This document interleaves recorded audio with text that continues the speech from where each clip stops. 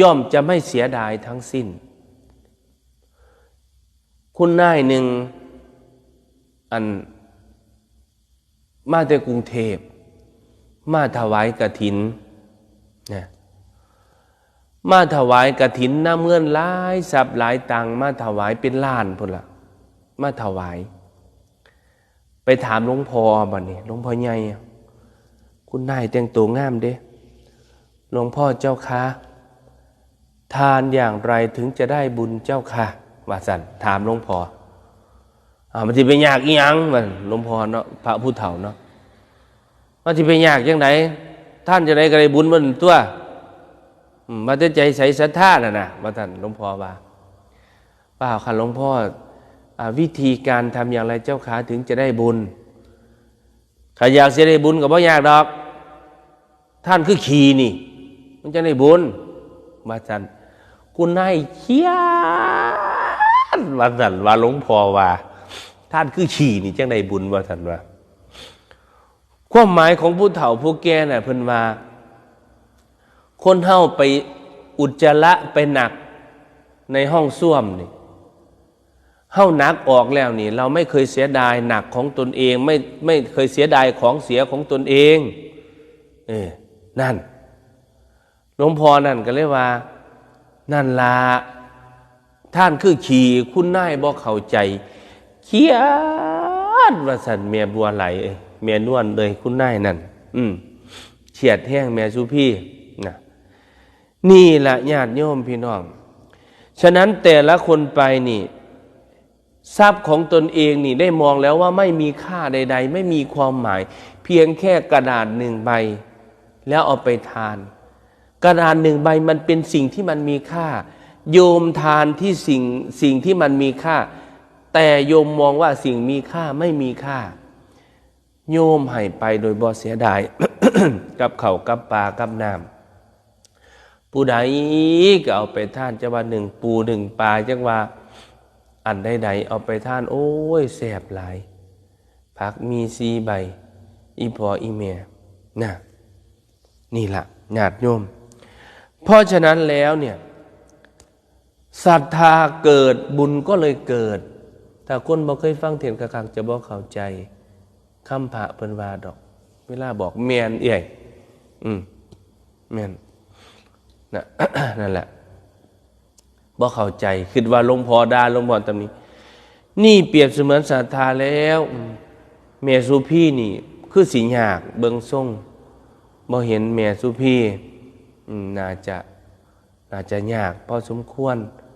เดี๋ยวให้มีโอกาสจังไหนจังค่อยมาเจอกันค่อยมาเอาบุญร่วมกันญาติโยมเนี่ยนั้นคนที่ไปนั้นก็เกิดบุญบุญก็คือความสุขบุญคือความสบายบุญคือความสำราญบุญก็คือความปิติการปลื้มยินดีในทานของตนเองนั่นคือบุญญาติโยมนั่นล่ะคันเฮาปลื้มอกปลื้มใจคันเฮาสบายใจในสิ่งที่เฮาเห็นเฮาทำนั่นมันคือเกิดบุญคนที่ไปเมื่อวานนี่โอ้ยเป็นคนที่เกิดบุญแห้งเป็นคนที่ได้อานิสงส์ผลบุญหลายเพราะมีความปราบปลื้มปิติยินดีในทานของตนเอง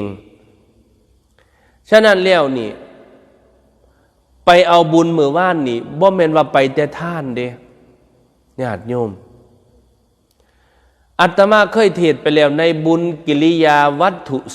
10มันมีหลายอย่างอาจสิจำเป็นขอบ่ได้ธรรมเทศนาใหม่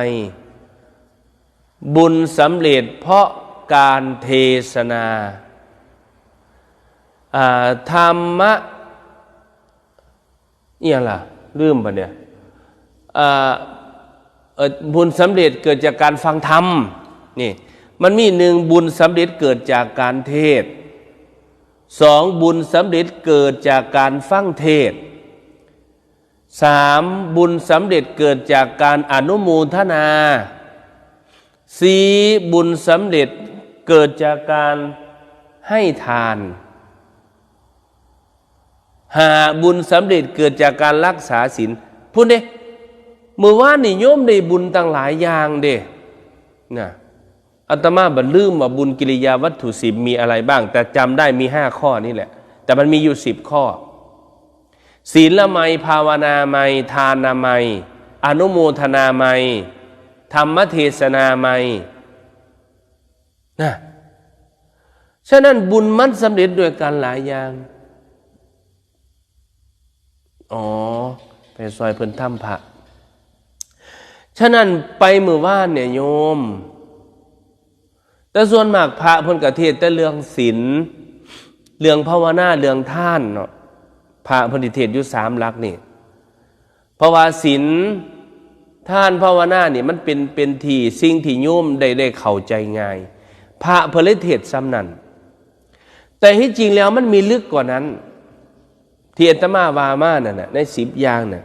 มันอยู่ในบุญกิริยาวัตถุ10อาตมาเทศน์ไปส่วนนึงแล้วอาตมาก็ลืมนะอาตมาก็จำได้แค่3 4 5นี่ล่ะเนี่ยฉะนั้นเฮาไปเห็นเพิ่นทานนี่นะเฮาไปเห็นเพิ่นถวายการเทศน์เนี่ยแม่บัวไหลไปเห็นเพิ่นถวายการเทศน์เฮาอนุโมทนานำเพิ่น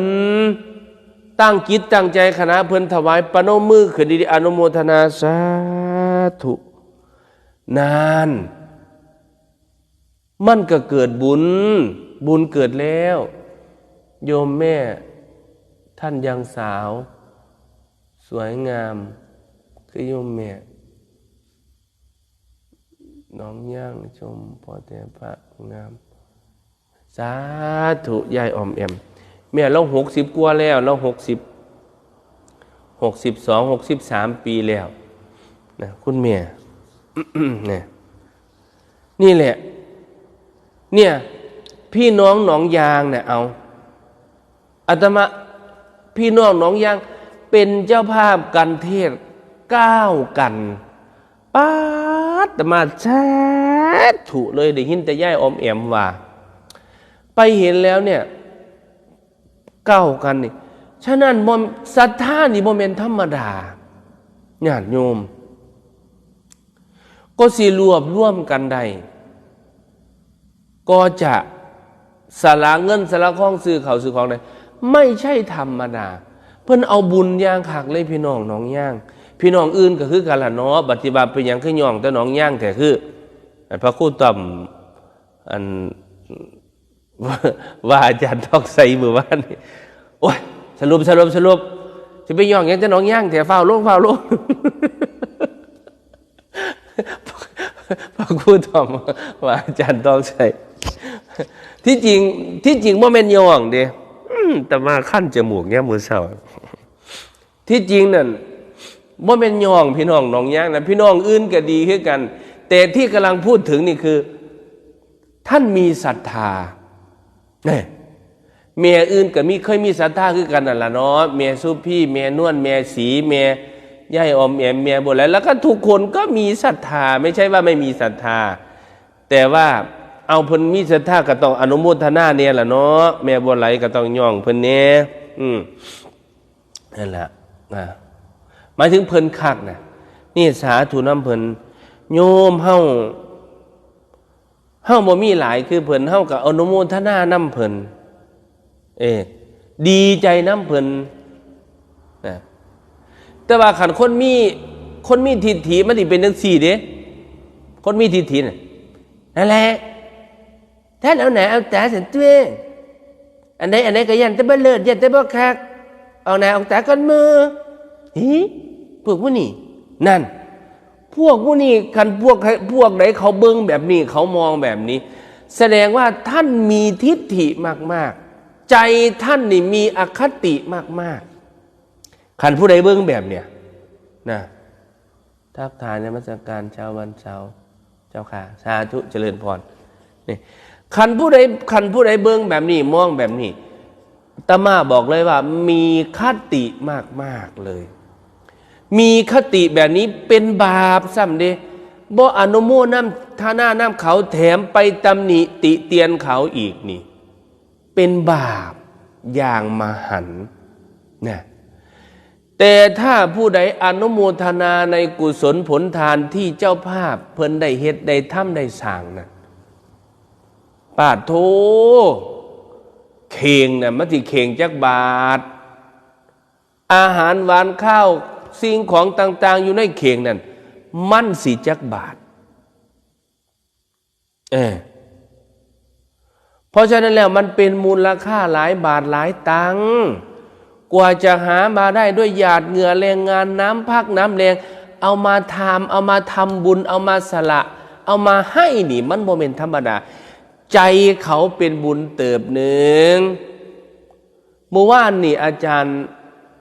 องค์ใดเทศล่ะอาจารย์ท่องใสหรืออาจารย์ไหนเทศว่าคนที่มีเงินหลายบางทีอาจศรัทธาบ่หลายคนที่ศรัทธาหลายบางที่อาจจะเงินบ่หลายเมียนอาจารย์ด็อกเตอร์บ่เทศเมื่อวานนี่ค่ำเนี่ยแต่มาฟังอยู่บัดลืมนี่แหละคนเฮาเนี่ยมันถึงมีศรัทธาก่อนถ้าศรัทธาบ่เกิดบุญนั้นมันย่อมไม่ได้โยมพ่อโยมแม่แรงบุญแรงศรัทธานี่แหละจะหนุนส่งเราจะทำให้เรามีความสุขญาติโยมนะถ้ามีศรัทธานี้ทำเลยศรัทธาบ่เกิดบ่เห็นบ่ทำมาทางศรัทธาบ่เกิดบุญนั่นมันก็บ่เกิดคือกันมันต้องเกิดที่ศรัทธาเราก่อนนะแรงใดก็ตามไม่เท่าแรงศรัทธาแรงศรัทธาเนี่ยจะเกิดบุญเกิดประโยชน์โสติผลแก่พวกเราเจ้าท่านทั้งหลายโยมพ่อโยมแม่นะขันคนมันบ่มีศรัทธาแล้วนี่มันเฮ็ดบ่ได้ดอกแม้แต่5 บาทก็เสียดายแม้แต่1 บาทก็เสียดายญาติโยมบ่กล้าสละบ่กล้าให้ปานนั้นดอกคุณพ่อคุณแม่นะญาติโยมอันเป็นที่รักเสียดายคักลูกมอมแม่บ่ได้ไปบ่มีคนพาไปสาธุสาธุบ่แม่น้องแม่ฟังวิทยุเอานะญาติโยมไปเห็นแล้วโอ้เมื่อวานนี่ยายออมแอมครับโอ้ยยางวุ่นอยู่ยางพุ่นยางพี่อยากนำพี่น้องอยู่ยายออมแอมตอนรับพี่น้องทางใต้ปลาใจพี่น้องนะเมื่อวานนี่ยายออมแอมไปจะกระโยกเข่าโยกของโยกนั่นโยกนี่โอ้ขากเนี่ยนะกะสุย่ายสุเมียหรอวะพี่น้องน้องบักคานะไปพี่น้องแม่บุญหลายแม่บัวไหลไปโอ้มีแต่คนแต่งตัวงามๆเหมือนเมื่อวานเนี่ยแม่นะไปสร้างบุญไปบำเพ็ญบุญพอขาวกับไปถือขาวห่มขาวไปปฏิบัติธรรมนะธนากรคงธนบรมรัตน์สาธุเยี่ยมเสาหลวงพี่สาธุนี่ฉะนั้นแล้วญาติโยมพี่น้องอันเป็นที่รักทั้งหลายนะถือว่าเล่าท่านทั้งหลายได้มาสร้างบุญได้มาเพ่นบุญอาตมาเห็นความปลื้มปิติยินดีเห็นรอยยิ้มอันดีงามนะสิ่งเหล่านี้แหละอย่างน้อยก็เปรียบเสมือนเราสะสมน้ำญาติโยมสะสมน้ำทีละแก้วทีละแก้วทีละแก้วจนมันเต็มตุ่มเต็มโอ่งไว้ญาติโยมนี่ตะเกาตะกอนนี่สิมักตรงน้ำใบตรงน้ำฝนใบถ้าอยู่ถ้ากินเมื่อถึงเวลาหน้าแล้งจะได้นำน้ำที่เราสะสมในตุ่มน้ำนั้นมาอุปโภคบริโภคบุญเราก็สะสมเฉกเช่นนี้เหมือนกันสุขทุกข์กับสุขนี่มัชฌิมานำกันมันเป็นของคู่กัน เมื่อมันมีทุกข์มันก็มีสุขเมื่อมันมีสุขแล้วมันก็มีทุกข์เป็นตามธรรมดาถ้ามันมีหักแล้วมันก็ย่อมมีทุกข์มันเกิดจากเฮาแต่ขันผู้ใดมีทุกข์นะ มีทุกข์แล้วโอ้มันออกยากนะวิธีทางดับทุกข์นี่มันก็มีหลายวิธีเด็ดแต่มันออกยากแห้งนะเมื่อเฮาคิดฮอดคนนั้นเมื่อเฮาคิดนำคนนั้นมันก็จะเป็นทุกข์นะมันมีทุกข์หลายอย่างเนาะคำว่าความทุกข์ของพ่อของแม่นี่หนึ่งทุกข์เพราะว่าลูกไม่มีบ่มีลูกนี่ก็เป็นทุกข์แล้วญาติโยมลูกบ่อยู่นำก็เป็นทุกข์ลูกบ่อยู่นำนี่มีสองแบบหนึ่งลูกตายสองลูกไปทำการทำงานหรือไปมีครอบครัวทางอื่นนี่ก็เป็นทุกข์สามทุกข์เพราะว่าลูกไม่ดีลูกบ่ดีนี่พ่อแม่เป็นทุกข์โอ้ยจากมันสิไปเที่ยวหมอลำใส่แล้วจากมันสิไปหลินกลางคืนใส่แล้วคำก็บ่ได้ยืนขึ้นก็บ่ได้อยู่คืดน้ำอำลำโอ้มันสิกลับบ้านตอนใดน้อโดดล่ามาแลนมันสิมาย่ำใดน้อซองทางแล้วทางอีกนอนรอแล้วนอนรออีกคืดอำลำนี่มันเป็นทุกข์ญาติโยมอีพ่ออีแม่คืดน้ำลูกคืดน้ำเต่ามันเป็นทุกข์บ่มีความสุขอันนี้คือความทุกข์เด้อญาติโยมคุณพ่อคุณแม่พ่อใหญ่แม่ใหญ่นะบัดนี้เฮาท่านทั้งหลายนี่เฮาเฮ็ดจังไดก็ได้เฮ็ดให้เจ้าของนี่มีความสุขคันเฮาออกจากทุกข์ตรงนั้นได้อันที่เว้าว่านึงนี่มันทุกข์เรื่องลูกเนาะมันก็มีทุกข์เรื่องอื่นทุกคันเป็นหนี้เป็นสินนี่วายแห่งคักนะฉะนั้นเขาถึงบอกเขาว่าชีวิตเราจะประสบความสำเร็จได้นี่ในชีวิตเราจะประสบความสำเร็จได้ต้องเจอคนอยู่3 คนหนึ่งต้องเจอคนดีสองต้องเจอคนเก่งสามต้องเจอคนที่มีความสุขเจอคนดีเด้คบคนพาลไปหาผิดคบบัณฑิตพาไปหาผลถ้าชีวิตเฮาเกิดได้ใหญ่มากเดียวเฮามาพบคนดีโอ้ยโยมือสุดสาวโดดสาธุนั่นล่ะคนเขาสิดีน้ำเฮานี่มันมีน้อยหรือมันมีหลายคนที่เขาดีต่อเราเนี่ยเขาได้พอคนดีนั่นมันเป็นวาสนาของเราแล้วมันเป็นบุญของเฮาแล้วคันเฮาพอคนดีแล้วรักษาไว้เรารีบทำคุณงามความดีต่อเขาหรือดีต่อเขาถ้าเฮาดีต่อเขามันก็จะเป็นใบบุญญาติโยม นี่ล่ะเมื่อเฮาได้พอคนดีเนี่ยคนดีบ่แม่นสิพอได้ง่ายๆญาติโยมบางคนคบเฮาเนี่ยเพื่อหวังผลเฉยๆหวังผลคุณประโยชน์มื้อนี้คนคือบ่หลายหรือมันบ่ขึ้นสาธารณะติขึ้นสาธารณะอยู่เด้ล่ะนี่แหละเนี่ยชีวิตเล่าทันทั้งหลายเนี่ยขอให้พ่อคนดีเถอะสองเมื่อเราเจอคนดีแล้วขอให้เราเจอคนเก่ง ขันพ่อคนเก่งแล้วนี่โอ้ย ขันเฮาพ่อคนที่เก่งเฮาฝ่าวรีบขอประสบการณ์รีบเรียนรู้วิชานำเขาเอาวิชานำเขาคันได้วิชานำเขาเรียบร้อยแล้วมันก็จะมาเสริมวิชาของเราสามารถหาเงินหาค่ำหาอีหยังหลายอย่างได้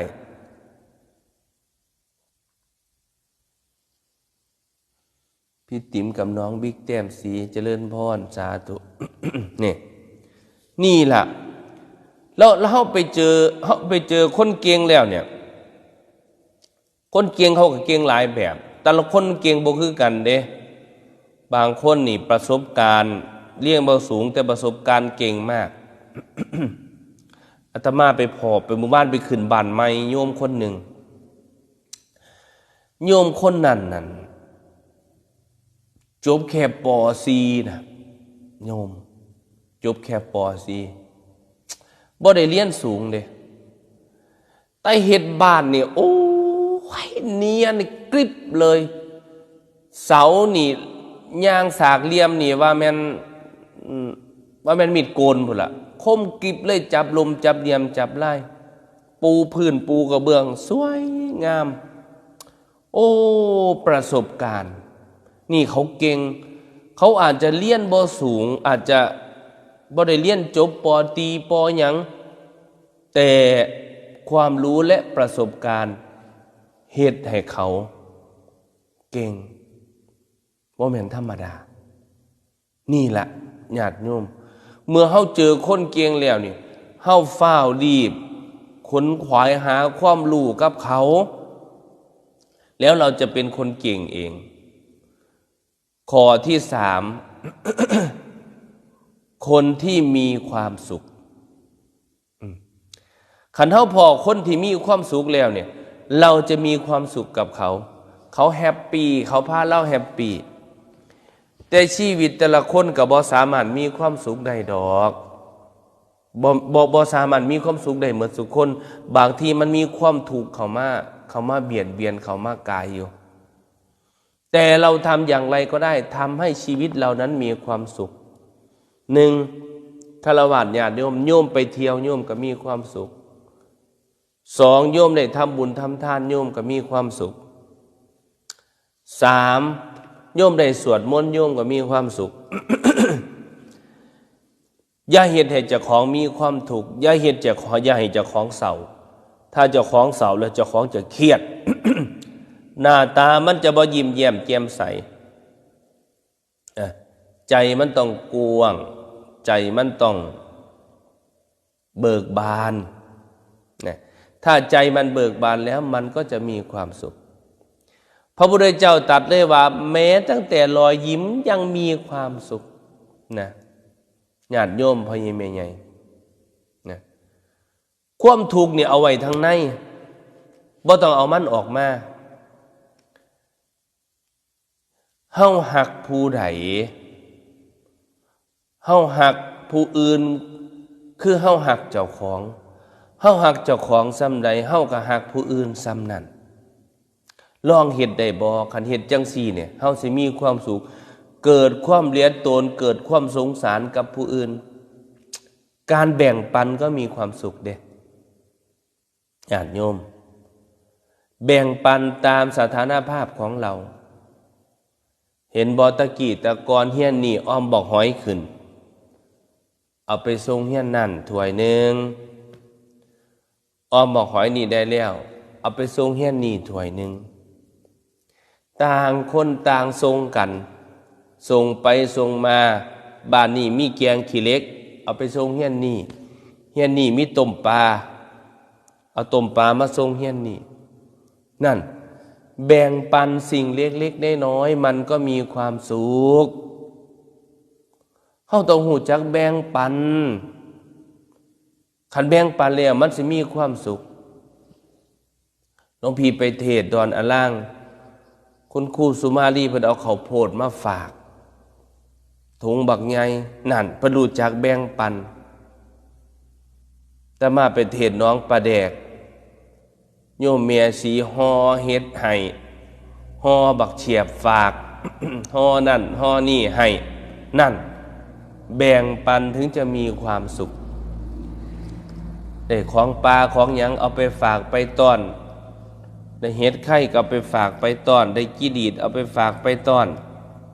นั่นญาติโยมเนี่ยเราแจกเราแบ่งไปหาย่ายออมแอมเอากล้วยฝากเอานู่นเอานี่ฝากโอ้ยจะมันเป็นบุญหลายนี่การแบ่งปันนี่มันมีความสุขแม้แต่พระพุทธองค์ยังตรัสเป็นคาถาภาษาบาลีเลยว่าทะมาโนปิโยโหติผู้ให้ย่อมเป็นที่รักโอ้ยคันได้ให้นี่มันขึ้นฮอดตัวมันขึ้นฮอดคนที่ได้รับก็ขึ้นฮอดคนที่ให้เด้เอาผ้าถุงไปฝากผู้นั้นเอาไปถุงไปฝากผู้นี้เอาเสื้อผ้าให้ผู้นั้นเสื้อผ้าให้ผู้นี้เขาก็สิคิดได้โอ้ผ้าพื้นนี้ย่ายออมแอมให้ตัวผ้าพื้นนี้อันแม่สีให้ตัวคุณครูสุมาลีก็สิว่าโอ้ยผ้าเข้ามาพื้นนี้หลวงพี่เอให้ตัวก็สิว่าไปก็สิขึ้นฮอดอำลำนั่นแล้วเพราะหยังเพราะเราได้เป็นผู้ให้แล้วเฮาได้แจกแล้วเฮาได้แบ่งแล้วทะมาโนปิโยโหติผู้ให้ย่อมเป็นที่รัก อาตมาก็ยังคิดอำลำโอ้ยโยมแม่ล่วงโยมแม่ยุ่นเอาผ้าสบงไหมมาถวายป๊าดสะดอกจะแม่นเพิ่นมันเพิ่นเฮ็ดเนาะเพิ่นเอามาถวายนั่นคือฮอดเป็นประจำอยู่บ่เศร้านี่ล่ะคันเฮาได้เป็นผู้ให้แล้วนั่นมันจะมีความสุขญาติโยมฉะนั้นความสุขนี่หาบ่ยากอยู่ที่เราเฮาอย่าไปน้อยหน้าตำตาน้อยใจในโชคลาภวาสนาของตนเองโอ้ยเป็นหยังคู่เกิดมาถูกมาจนแท้เป็นหยังสิ้นชาตาวาสนากูสมาถูกมายากแท้อาตมาว่าบ่แม่นคนเฮาเกิดมานี่มีสองตามีสองปาสองหูมีสองมือสองตีนคือกันมันอยู่ที่การกระทำเจ้าบ่รู้จักขวนขวายบ่จูกจักทำมาหากินบ่ฮู้จักหาเงินหาคำมันบ่ล่ำบ่รวยได้ดอกคนเฮาก็สิรวยได้เนี่ยมันจนมาก่อนทุกข์มาก่อนเศรษฐีเจ้าสัวธนินนี่เพิ่นก็เป็นคนทุกข์คนจนมาก่อนเพิ่นแบบต่อสู้บากบั่นอดทนเป็นพ่อค้าขายนู่นขายนี่จนซุมื้อนี่เพิ่นยังรวยเป็นเจ้าสัวพี่เจ้าสัวธนินนี่รวยที่หนึ่งของประเทศไทยเขาว่าได้ย้อนหยังย้อนเพิ่นต่อสู้ย้อนเพิ่นขวนขวายอย่าไปน้อยหน้าต่ำใจในโชคลาภวาสนาชีวิตของตนเองให้ฮู้จักต่อสู้อดทนทำมาหากินแล้วเฮาก็สิได้มาความรู้ที่มีเอาไปแลกเงินเมื่อมีเงินเอาไปแลกความรู้เมื่อเฮามาต่อสู้มาหาแล้วชีวิตเฮามันจะมีความสุขอย่าไปน้อยหน้าต่ำใจในโชคลาภวาสนาของตนเองมันบ่แม่นมีสองมือสองตีนคือกันมีใจเดียวมีปากเดียวมีสองตาคือกันนะเมื่อคืนนี่ได้ยินดอกว่าได้ยินโยมว่าโอ้ยเป็นน้ำสิ้นชาตาวาสนากูอย่างคือมาเป็นจังซี่คือถูกยากปากหมองเป็นหนี้เป็นสินคือบ่มีความสุขแท้กูเหตุกูทำกูอดทนกูนั่นมันเป็นน้ำสิ้นชาตาวาสนามันบ่แม่นมันเป็นน้ำนิสัยและสันดานเจ้าของ เจ้าของบ่เฮ็ดบ่ทำมีแต่นอนอยู่นอนกินบ่ฮู้จักรับจ้างบ่ฮู้จักทำการทำงานมันจะมีความสุขได้จังไดความสุขแต่ละคนนี่มันบ่แม่นว่ามีเงินแล้วมันจะมีความสุขความสุขเนี่ยเราทำอะไรก็ได้เฮาเฮ็ดหยังก็ได้เฮ็ดแล้วเฮามีความสุขโยมมักฟังเทศน์ที่ฟังแล้วฟังให้มันมีความสุขแล้วใจเฮาให้มันสุมสิไปน้อยหนาตามตาอยากมีเงินมีคำทำมาค้าขายติล่ะไปรับจ้างติล่ะไปเหตุการณ์เหตุงานติล่ะเอาแห้งเจ้าของไปแลกปัจจัยติล่ะเอาแห้งเจ้าของเอากำลังเจ้าของไปแลกมาให้มันเป็นเงินเป็นค่ำติล่ะมันบ่มีผู้ใดเขานอนอยู่ซื่อๆแล้วเขารวยดอกนอนอยู่ซื่อๆแล้วเงินล้านสิมาหาติคันบ่ถึงลอตเตอรี่รางวัลที่1บุญมันสิล้นทับปานนั้นติหมู่เฮาเจ้าข่อยทั้งหลายฉะนั้นสินชาตาวาสนานี่บางที่บ่ได้พาให้เฮามีความสุขมันอยู่ที่การกระทำของเราอยากรวยก็ขายของติล่ะเฮ็ดงานติล่ะเก็บเงินติล่ะบ่กินบ่เที่ยวติล่ะแล้วมันสิมีความสุขนั่นมักมวนติเวลาเขามีรถแห่ไปฟ้อนไปเต้นติล่ะถ้าไม่มีความสุขสุขเพราะได้เต้นสุขเพราะได้ฟ้อนนั่นมันก็มีความสุขแล้วบ่แม่นโศกชะตาฟ้าลิขิตเด้โอ้ยสินชะตากูหยังน้อจึงมาเฮ็ดให้อันกูได้ฟ้อนได้ย้อนได้ล่ำสินชะตาอีหยังน้อหลวงพี่จะได้มานั่งเว้านั่งจมอยู่หน้าเฟซ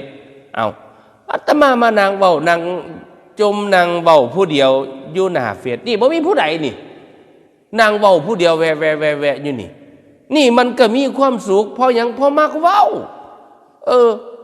เนี่ยมันก็เป็นความสุขของอาตมานี่ได้เว้ามันก็มีความสุขเว้าก็เว้าผู้เดียวคันปิดหน้าต่างไว้หมดนี่บ่มีผู้ใดเข้ามาทางในเราได้พูดเราได้บรรยายเรามีความสุขได้ขึ้นธรรมเทศน์เฮามีความสุขเทศน์โปรดญาติโปรดโยมพี่น้องมีความสุขสุขเพราะการได้เทศน์ ฉะนั้นอย่าไปโทษชินชาตาวาสนาอยู่ที่การกระทำของตนเองญาติโยมนะเอาละโยมพ่อโยมแม่พ่อใหญ่แม่ใหญ่การเวลาก็เดินทางมาฮอดมาถึงแล้วนะบั้นสุดท้ายแล้วฉะนั้นมื้อนี้เทศบรรยายไปหลายข้อหลายอย่างหลายอันหัวตื่นบ่น้ออันคุณโยมบุญหลายนี่น้อจนว่าลงอันจบแล้วค่อยเข้ามาคุณแม่บุญหลายนี่แม่บัวไหลตื่นไปนอนนี่เนาะแม่บัวไหลเนาะหายเลยนี่แม่ออกหายเว้ยมื้อนี้เอาฉะนั้นแล้วญาติโยมพี่น้องอันเป็นที่รักทั้งหลายฉะนั้นก่อนสิหลับก่อนสินอนเฮานี่อยากสร้างความสุขในชีวิตเราอยากให้ชีวิตของเรานั้นมีความสุขก่อนสิหลับก่อนสินอนอย่าลืมกราบหัวบอนเด้อโยมพ่อโยมแม่อย่าลืมกราบหัวบอนอย่าลืมไหว้พระก่อนนอนอย่าลืมภาวนาก่อนนอนสวดอิติปิโสบ่ได้สวดมนต์บ่ได้โยมใหญ่นุชอันนี้สวดมนต์เก่งอันสวดมนต์สวดพรบ่ได้เฮาก็อรหังสัมมาก็เอาละสวากขาโตสุปฏิปันโนสำนีก็เอาละให้ระลึกถึงคุณพระพุทธพระธรรมพระสงฆ์ก่อนหลับก่อนนอนเรามันก็จะมีความสุขญาติโยมการหลับก็ถือว่าเป็นการพักผ่อนการมีความสุขอีกแบบหนึ่งหลับแล้วให้มีสติหลับแล้วก็ให้ตื่นขึ้นมาสร้างคุณงามความดีมาเลี้ยงพ่อเลี้ยงแม่หลับแล้วก็อย่าหลับเลยเด้หลับเลยได้ไปฆ่าทานผุนเด้ญาติโยมพี่น้องนะตายนี่บ่ย่านดอก ย่านแต่บ่ได้สร้างคุณงามความดีนั่นล่ะย่านแต่เสียเวลาถิ่มซื่อๆญาติโยมการหลับถือเป็นการพักผ่อนแต่ว่าถ้าหลับแล้วบ่ตื่นเนี่ยโอ้เป็นเรื่องที่สลดใจนะญาติโยมพี่น้อง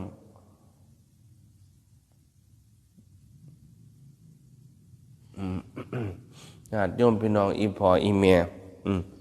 เอาฉะนั้นมื้อนี้ขออนุโมทนาเด้อญาติโยมพี่น้องมื้อนี้บ่แหล่ดอกเนาะขออนุโมทนานำญาติโยมพี่น้องเข้ามาฟังเทศน์ฟังธรรมขันอาตมาบ่ล้าบ่เมื่อยกะตีห้าตรงทุกวันเรามาเจอกันที่หน้าจอญาติโยมผู้ใดอันฟังแล้วไปฟังในวิทยุย้อนหลังอีกอาจารย์สิเปิดบ่ายสามเครื่อง4 โมงนี่ละจากสิส่วงเวลาใดล่อเอาญาติโยมพี่น้องสุดท้ายนี่ขออำนวยอวยชัยให้ญาติโยมพี่น้องจงมีแต่ความสุขความเจริญโดยจตุรพิธพรชัยทั้ง4 ประการประกอบไปด้วยอายุวันนะสุขะภาละปฏิภาณธนาสารสมบัติพิพัฒนมงคลสมบูรณ์ผลทุกท่านทุกคนทุกประการเทอญสาธุ